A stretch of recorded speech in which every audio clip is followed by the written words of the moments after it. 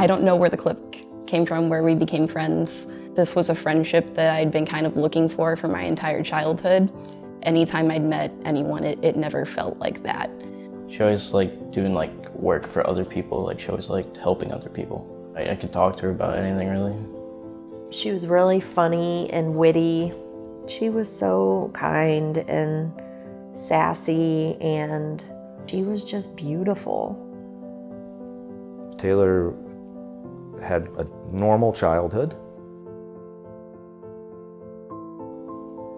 Got into high school, plenty of friends, very active. Has her first boyfriend. She then started to suffer from a little bit of anxiety, depression. So she's 16 at this point, going to her junior year of high school. That's when she first really had her first experience with alcohol, first experience with marijuana, mostly just recreational. She did it to the extent. Our group of friends, we smoked weed, we used marijuana, but that was where it ended. None of us really did anything past that. So when Taylor got into her coke addiction, that's when all of us kind of started taking steps back. Her getting into heavy drugs was really slow and gradual, and it all happened from triggers that were going on in her life. When she started at the job where she was working overnights, that's when cocaine started, and that's when it became a heavy thing. Thankfully though, she quit that job at the end of the summer. She admitted to a cocaine problem. Starts really having anxiety issues, depression issues, still going to school, still maintaining a job. I met with her counselor and we all decided that let's try a more kind of an outpatient process for groups that deal with depression and anxiety. And Taylor had great experiences in the first couple weeks, but then as she was there longer, it became more and more unorganized. She met a boy at this outpatient facility, and then that's when her, kind of opioid drug use started.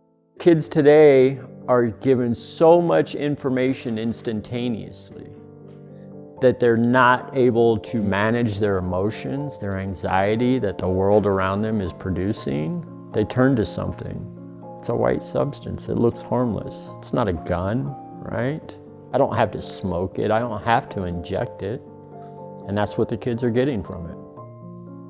It's the best feeling ever. They're feeling safe from the world. She did that for about a month or so.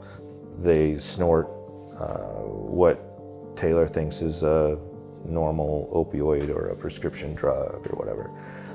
Turns out the boy bought heroin, did not tell Taylor it was heroin. The next morning she woke up just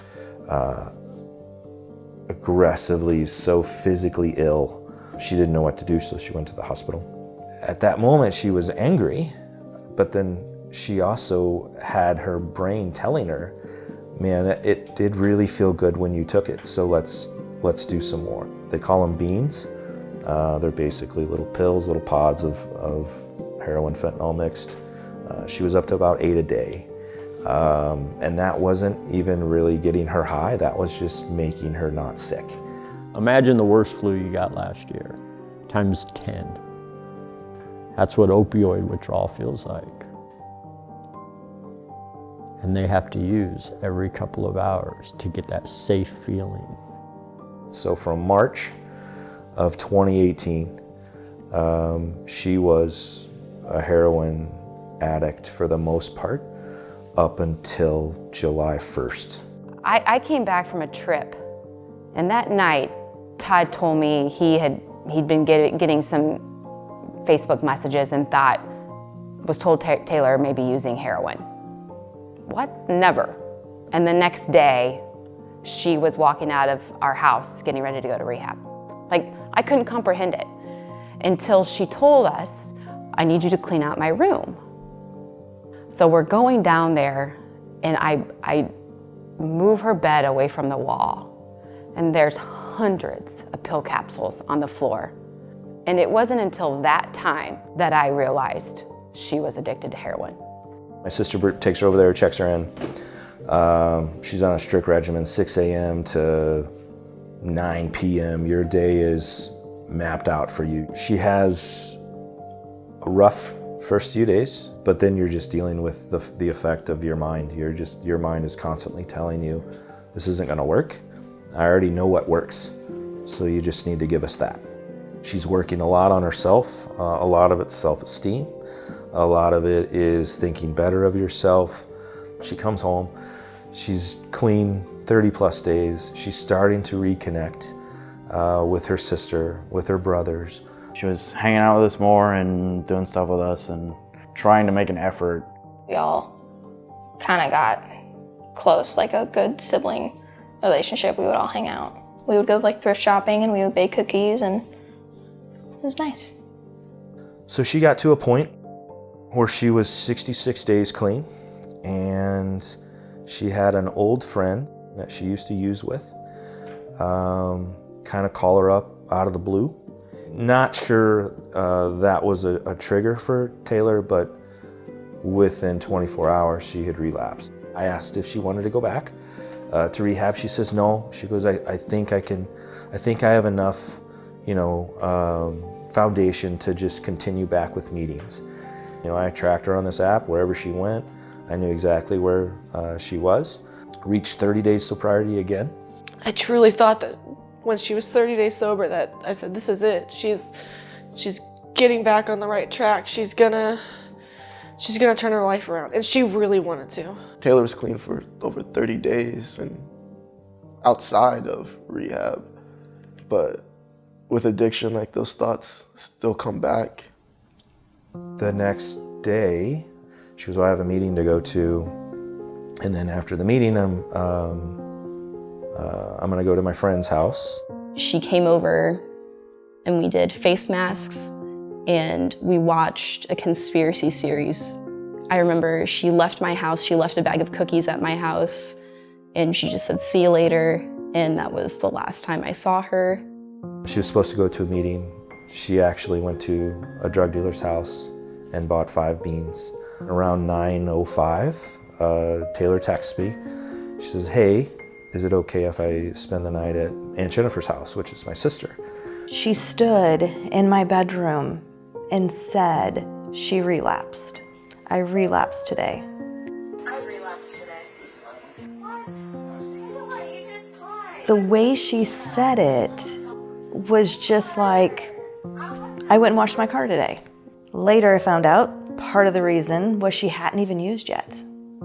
So she went and picked up and came to my house and had not used. And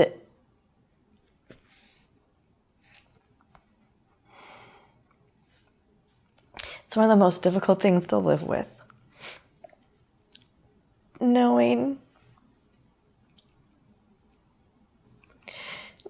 that she was standing in front of me and I had not used. So that's very, very difficult to live with. I wish I would have told Todd, but you can't go back. You can't change what's happened. My daughter did try to call her sponsor when she was buying the drugs, when she had the drugs, before she used the drugs. But they finally connected at 11 o'clock that Friday night. Her sponsor was like, okay, you need to flush him down the toilet. Taylor was not gonna do that. She's like, I can't do that. I spent 20 bucks on him. I can't waste the 20 bucks. Sponsor says, flush him down the toilet. I'll come over, I'll pay you the 20 bucks. Taylor wouldn't do it. Well, this goes on for 30 minutes. They end the phone conversation. Taylor goes back down to the basement with her cousins. They go to sleep. My niece gets up at 9 a.m. the next day, Saturday, October 13th, goes upstairs. Taylor is laying on the bed, still breathing, sleeping, just fine. So I start texting her, where are you at? Haven't heard from you, what's going on? So it's around 11:30, 12. So I said to Hunter, I said, hey, can you go down and tell Taylor to get her phone? Her dad's been trying to get a hold of her. And so Hunter went downstairs and came back screaming. So I went down, and when I walked towards the bedroom, I could see her legs hanging off the bed. And I knew In that moment, I knew it was bad. You know, I immediately told one of the girls to call 911, and I called my brother on the phone. One of the hardest phone calls I've ever had to make. Taylor had, at some point between 9 and 11:30, woke up, thought she was gonna take one more hit, and then come in the car, come over to me to talk to me about going back into rehab. But that one more hit was her last one.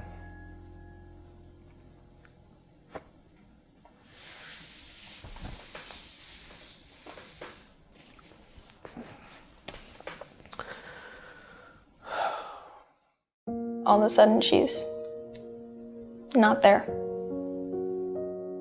When we found everything out, it made perfect sense, and I was just like, she was leaving my house to go and buy drugs. Like, she didn't have any cash on her, and she saw that I had a $20 bill sitting on my dresser. She Venmo'd me $20 so that she could take that $20 bill. She used my money to buy heroin. I feel guilty every single day about it.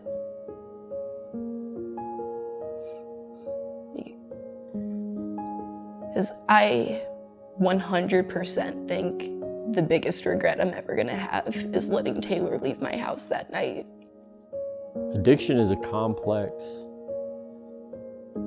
chronic illness. It's as complex and complicated and individualized as my fingerprint. I still can't believe she's gone.